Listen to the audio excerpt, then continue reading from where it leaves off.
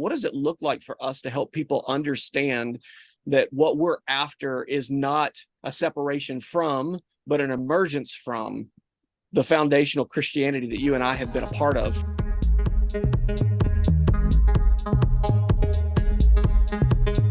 Welcome to another episode of the H3X podcast with your host, Mark Gearing and Dave Miller. Off of vacation, Mark has had a great little time away from the brutality of the city, and you got to go out to Kansas and Oklahoma and have a little time in the wide open spaces. Did you guys enjoy it? I did. I'm not sure what I was thinking. You're supposed to go to the beach on your vacation, and we went to Oklahoma and Kansas heat, but the lake that you went to in Oklahoma is grand. It's Grand Lake. So Grand Lake. So yeah. it was grand though. So glad we did it. It was great to see everybody. Great time of refreshing and just conversations between you and Meg, refocus on vision, all the things that should happen on a little time away. And we're thankful that we got to see you guys here in Oklahoma City, came and visited, swam with the kids, got to watch your two boys complain because the slide water was spraying them in the face as they were sliding into a pool. Oh yeah. The joys of parenthood. Well, the conversations are always excellent. And right now, Mark and I are just having discussions about what does it look like for us to interact with people who come from a traditional church, maybe legacy church background, maybe established denominational backgrounds, however you want to phrase it. But long-term organizational style Christianity that has a lot of institutionalism, and I'm not going to use that term in the negative way. Just there's a lot of identity within the organization itself because of the history, because of the years, because of the leadership investment. And institutional doesn't always have to be the bad word. It can be a good word. I think of my family as an institution, and I pray and expect that this institution will last until, Ann and I's marriage ends because of death. Like that's our plan. And so there's a lot of really good things that come out of organizations that are generational, that outlast the leaders that start them. And I think there's a lot of health that can come and a lot of maturity that has to be in an organization in order for it to outlast the leader that starts them. The flip side of that is, whenever someone's doing something that may be a little different, a little new culturally, using different language, different methods, or even going back to the beginning of where the organization itself, especially like in Christianity, they all have a start. And so as you go back to the beginnings of that, sometimes what we're doing, Mark, tongue in cheek, sometimes it is a little hard for someone who has been in that legacy setting or that institutional setting to understand what it is we're doing and to relate to it, to connect to it, because they're trying to put it into their paradigm, and it just really doesn't seem to fit. And I wanted us, and you wanted to, just chit chat a little bit openly about what does it look like for us to help people understand that what we're after is not a separation from, but an emergence from the foundational Christianity that you and I have been a part of for years. I grew up in the Southern Baptist tradition. You've had a lot of influence from the Vineyard tradition. What does it look like? I'll throw it out there. What does it look like for us to stand on the foundations and to continue to build from what has been built into us, rather than it being seen as or communicated as a separation of something new?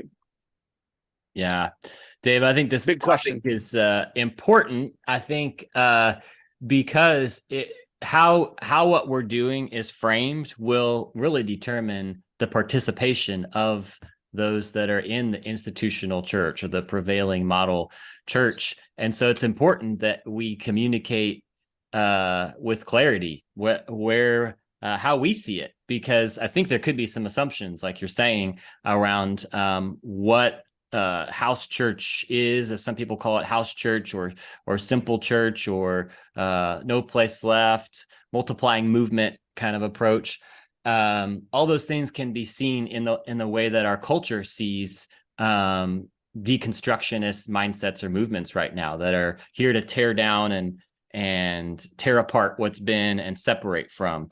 And I before we hit record, I shared a story that when Dave sent me this topic, I was like, oh man, that's interesting timing that you're processing that, or that God's bringing that up for you, because I had conversation with my dad, and I'll share this story here, that as we were back in Oklahoma, Kansas, and just talking through what was happening up here in New York, where we are.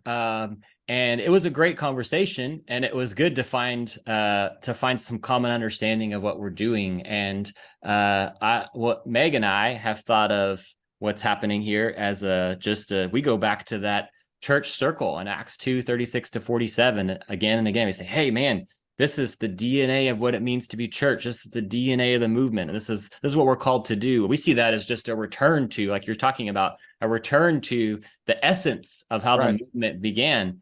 And so I was just talking about this with my dad and talking through this a little bit. And for him, what that stirred up for him was like, wow, that sounds, I grew up in a Mennonite Anabaptist background. He said, that sounds very Anabaptist of you. And I was like, well, I mean, I suppose so in some sense. And so I think what happened during the Reformation for the Anabaptists was the same thing. They were trying to return back to the first principles of what do we see in Scripture, and what's been this departure of where the church has gone, that kind of thing.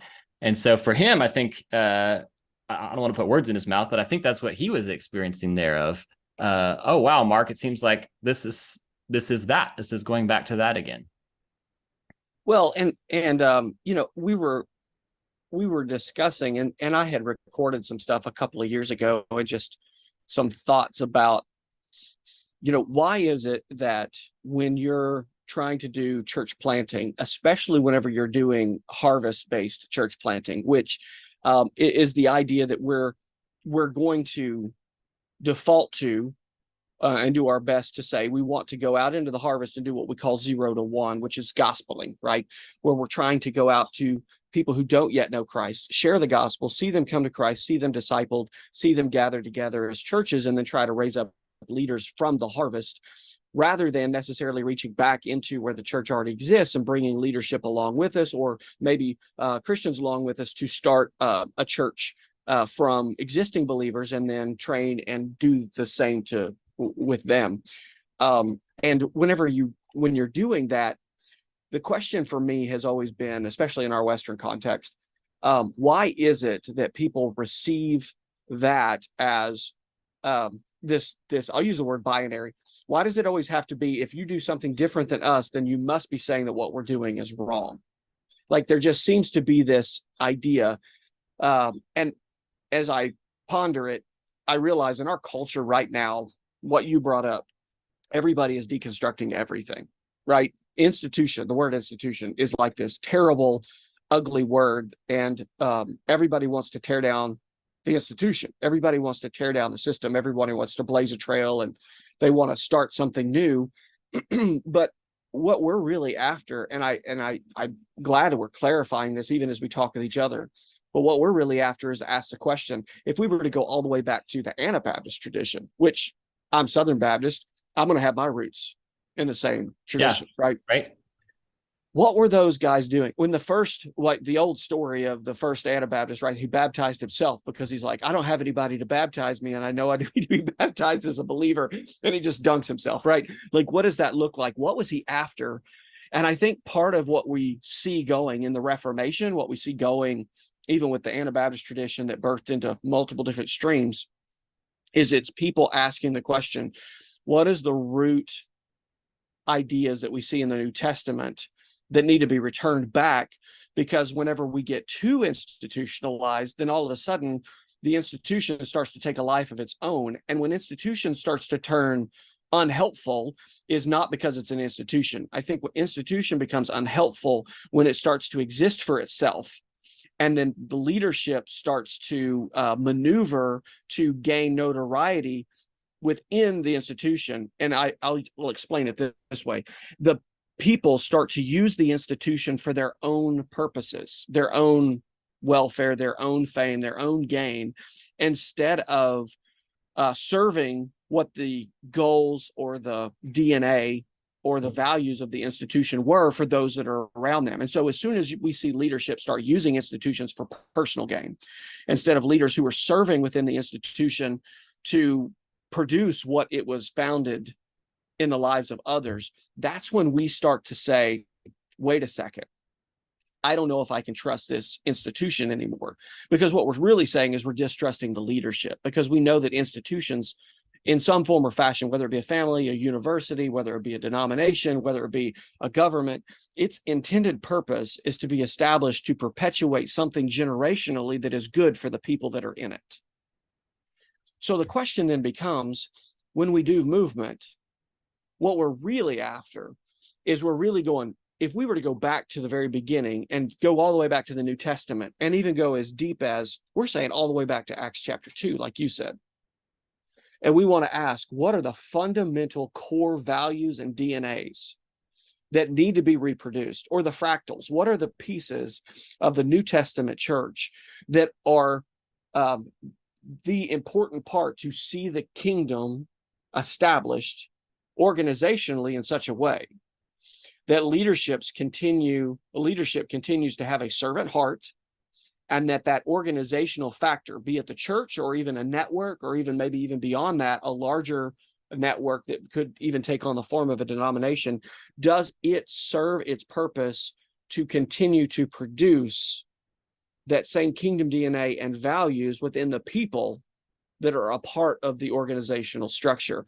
And if so, then that's a very good thing. So how do we then take that same DNA that we're seeing in the New Testament out of the kingdom and out of the church and produce it again and again and again and again, so that we're saying, no, we're not trying to replace it. We're trying to produce more of it for the benefit of those that aren't yet in the church.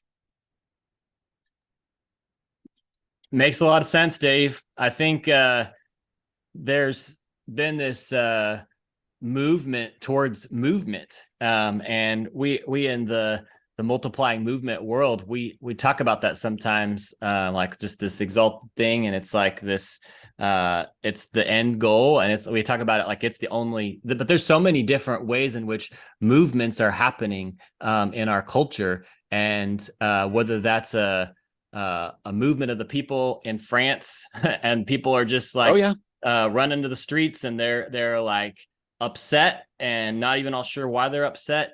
But the point is, I think the bottom line with whatever is happening in whatever form of movement, they're seeing like a lack of alignment. There's like, you say you value this, you say that this is what you're all about, you say that this is who you are, but you don't, your life doesn't line up with that. Or I want to be, even if it's just a like virtue signaling, I want to be lined up with this whatever group that stands for this and is this.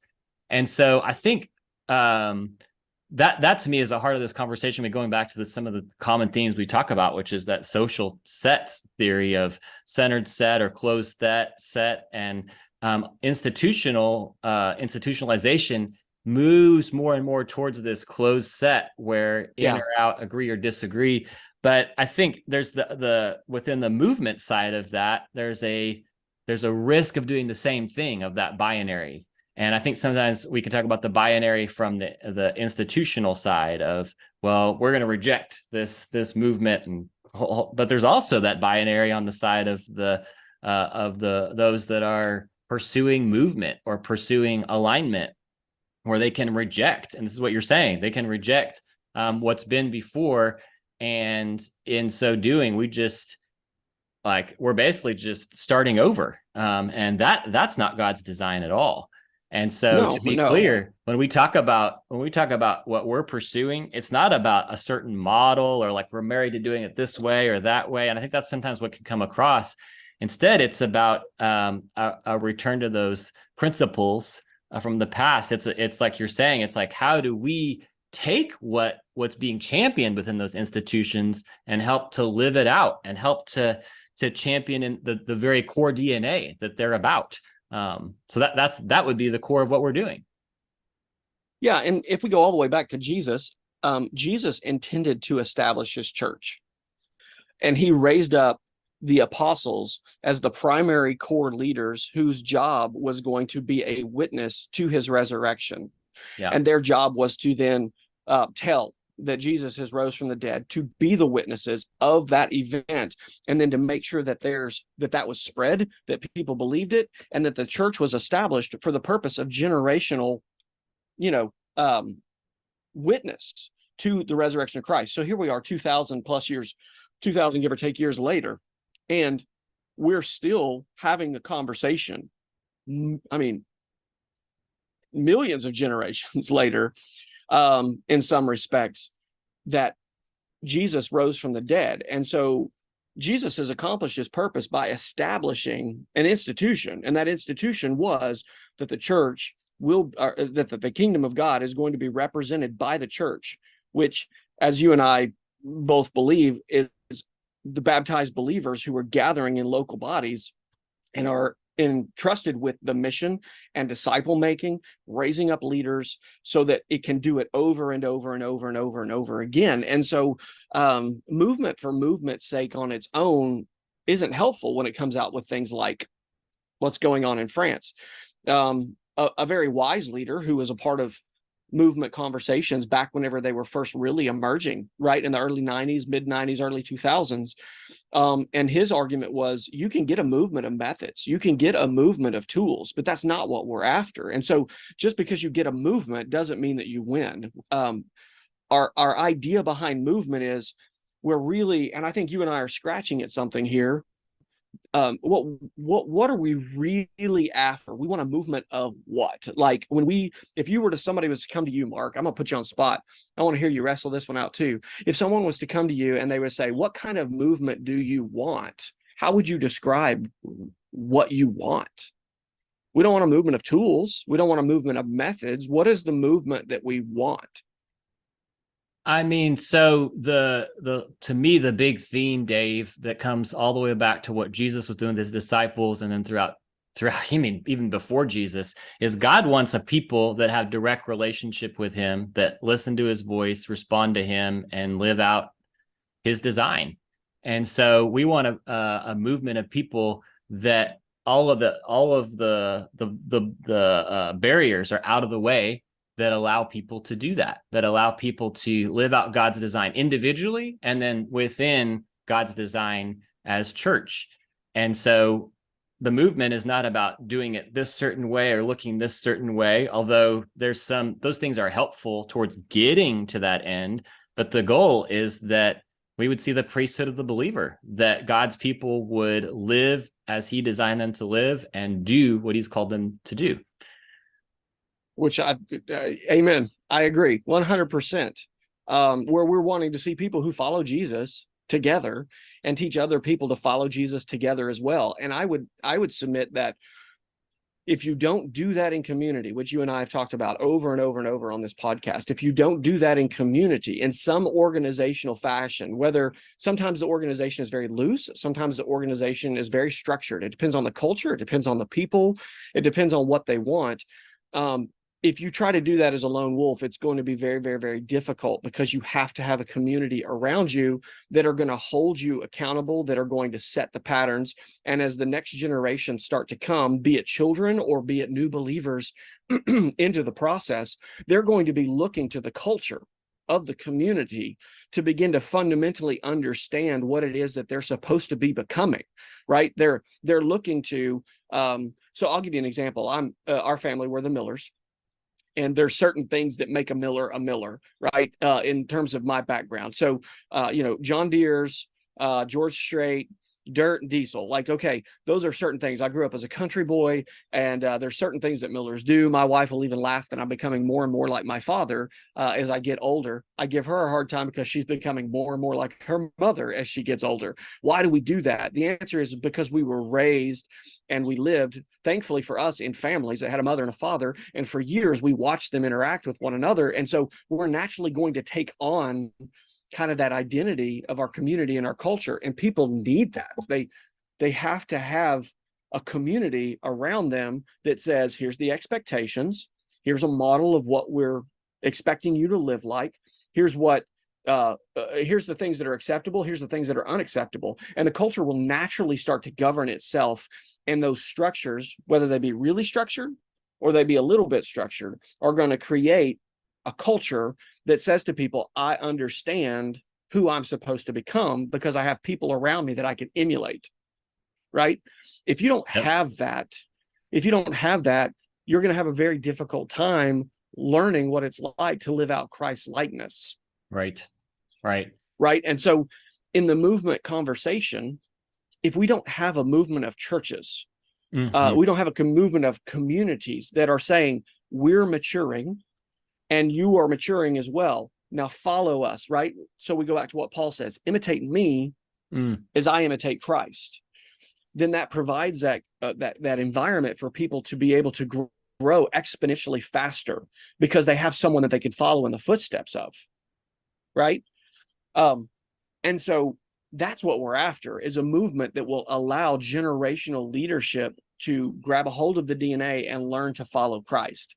Right. I think the difficulty is that whenever those organizations start to take a life of their own and the set starts to get bounded, the in or out conversation starts to happen. And instead of it becoming about how do you become like Christ to move his kingdom forward, conversation is how do you act and behave in a certain way that will allow you to rise up the ranks of leadership and become known within the organization. That's when that shift happens from we exist because we're in a historical setting of people who represent the movement of Jesus for 2,000 years versus I'm trying to become somebody in the church. There's two very different conversations. And, I'll bring in one piece that I think will dovetail in with what you're saying. You're a big advocate for knowing and reading church history, Dave. And I think that's a key piece of the conversation as well, because I think what I see is as you move towards that closed set, your identity and your thinking and everything becomes more and more just insulated within organizational, institutional, and less connected to the continuity of what the history of that movement is, and in our case, the history of Christianity, and talking about what happened with all those leaders within the Great Reformation, and Zwingli and Luther, and then you talk about Count Zinzendorf and the Wesleys, and there's all these different leaders that have in their generation taken up that charge to return to those first principles and live them out. And so there's a place, I think, for church history and being aware of and being tied into where do we fit within this movement that does what you're talking about. It gives us not just a collective identity within our local church. We need that for sure. Absolutely. We need a collective identity within the global church for sure, but also within the historic church. What is this? What are we continuing in our generation that has been happening since the days of Jesus? Well, let's go back to a story about Jesus. So whenever he's in Jerusalem, and he's stirring up the groups and he's getting close to his crucifixion, they're getting mad at him because he's doing healings on the Sabbath. And their biggest thing is you shouldn't do any work on the Sabbath. And Jesus repetitively says to them, if your donkey falls into a pit, wouldn't you go and rescue him? How much more one of God's people? This is a child of Abraham. You should do this. And they accuse him and they say, you're not a child of Abraham. We're a child of Abraham. We don't even know where you come from. And multiple times Jesus says to them, if you were a child of Abraham, you would know who I am. You're not a child of Abraham. You're a child of the devil, right? And that it makes them mad, right? Because he's saying you're a son of your father, Satan.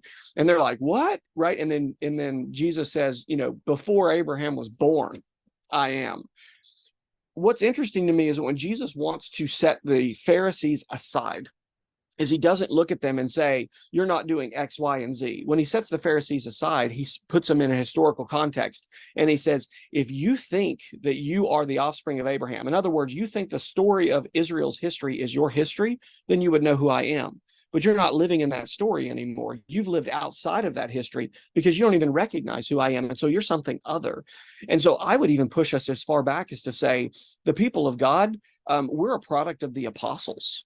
We're a product of Jesus's discipleship. Our history is that our genealogy traces itself all the way back to Jesus walking on the earth and discipling his apostles and teaching them what it means to be his witnesses, to stand strong and to stay faithful. And that roots itself even as far back as we are also a people of Abraham, because the Messiah, Jesus, is a product of the child of promise, right? So that biblical story is one of church history, but it's also one of biblical history.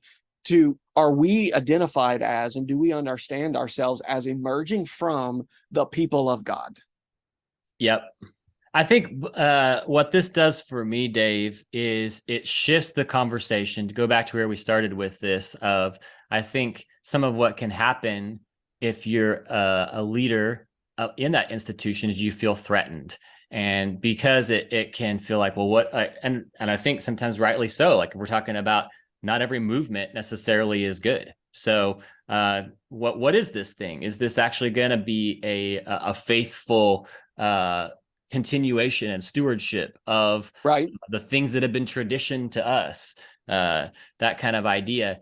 And so it's rightly so that that there might be that concern about that. But I think the where it takes me to is the kind of picture you're painting and the exhortation you're giving in this is it calls every believer to come and stand shoulder to shoulder and begin to look at the text in the New Testament and the model of other saints that we have that have gone before us, and to learn together. It builds this learning community approach. And so I think that's what's helpful for me is to move from that narrative of a threat to like, no, there's a contribution mindset, to use your language, to where we go back to what do I have to contribute to this situation, to this to the way things to this learning, and then what am I learning from others? How can I be a part of what God is doing? It shifts to I have to have all the answers to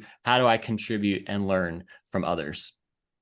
And one helpful idea that I'll tag onto that is Tim Keller, who recently passed. And if you read any of his books or any of his works, one of the things he's going to come back is he's going to say is, we're not near as bad as we could be, right? But we're also more loved than we could ever possibly conceive. And that was passed around a lot. His little phrase that he used was passed around a lot right after he passed away. But I just finished up one of his books called Every Good Endeavor. And he spends a lot of time in that book about every good endeavor, where we have a tendency to think that our ways, if we're convicted that they're right, we have a tendency to think that they're more right than they are, that we have a bead on and a perfection in what we're doing because we see something differently. We tend to think that what we're doing is better than somebody else's. And then it also means that if we're doing it different, we look at what other people are doing and we tend to think that it's far worse or more wrong than it actually is. When the truth is, there's a little bit of grace and truth mixed into a little bit of sin and a little bit of wrong every single time. And I think that if there's a humility to the way that we approach this, so we can go back and we can say, okay, if I personally start to get in my mind that the work that I'm doing is to show the church that they're wrong, then my heart's in the wrong place. Because now, instead of walking with the church and standing on the foundation of the great cloud of witnesses, I start poo-pooing on them, then what that tells me is that I have become a little arrogant, a lot arrogant, and I've started to think that they're wrong and I'm right. And that means the two things. One is I'm not as right as I think I am, and they're not as wrong as I think they are. The flip side of that becomes, if we grab a little humility, we can say, okay, if this is a 2,000-year-old tradition and the church is still there, then the word of God is still the primary authority that we have as far as what are we doing and where are we at. And in every body, if people are coming to Christ, even in the mix of things that we would not necessarily like, we're going to look at that and we're going to say, okay, but there is truth in there. And foundationally, what is the most important things that the church needs to have? And as we move forward, if we're saying our job as church planters, as people who are moving into the harvest, is to take the core DNA pieces that the apostles gave to us, and we have it written and recorded in the New Testament, and we pass those on to new believers, and then we allow them to have a foundation that is built that they can grow off of. Well, where does that foundation come from? Well, it comes from the foundation that we received. It came from the foundation that they received, that they received, that we have in the witness of the New Testament, and from the apostles. And so how do we communicate as we're out in the harvest that what we're doing is we're emerging from and building off the foundations that we received and passing it along? How do we communicate that both in our actions, in our speech, and in our hearts, with our head, heart, and hands? I think that's really what we're scratching at today, is how can we be mindful as we're doing that, to not come across as we're replacing everything because we know better, But no, we're grabbing the DNA and we're trying to do our best to bring into the harvest those things that we've been taught, if that makes any sense at all. It does. I think you're landing the plane well here for us, Dave. And that call to see the bigger picture that we may not be able to see, to come with a posture of humility, is a piece of that you're bringing out. And then also just have a learner posture where we can always learn from others, and there's some sort of contribution they can make to us while we hold on to the core pieces that God has called us to champion and move forward. That seems to be pretty key in seeing that happen. And I'd say in a real practical way, if I am a part of a church plant from the harvest and I see some people come to Christ and begin that church, if my mindset isn't how do I raise up leadership and insert and teach and train the DNA that's going to be generational, then I am short-sighted in what I am doing, because we need that church to exist beyond me or beyond the leaders who started it, so that it can continue to fill the gaps of no place left in the area it was planted in, that the gospel can emerge out of that church and reproduce. And so if we're just like trying to get churches to count, right? I planted X amount of churches and they planted X amount of churches, but our goal isn't to say we want some generational longevity built into these churches. Now, whether or not that happens or doesn't happen is not something that we can control. But what I'm saying is on the front end, we should do our best to say that if this church's season is one that is necessary or is beneficial for it to last for generations, then wouldn't it be really good to have generational DNA that's going to be the core of what the New Testament teaches? Thanks for listening, for watching. If this content has been helpful for you, please take a minute to rate, review, and subscribe to the podcast. It really helps us to get this content out there farther, to serve Jesus, grow his kingdom, and accomplish the Great Commission until there is no place left. Much love to you guys. See you next time.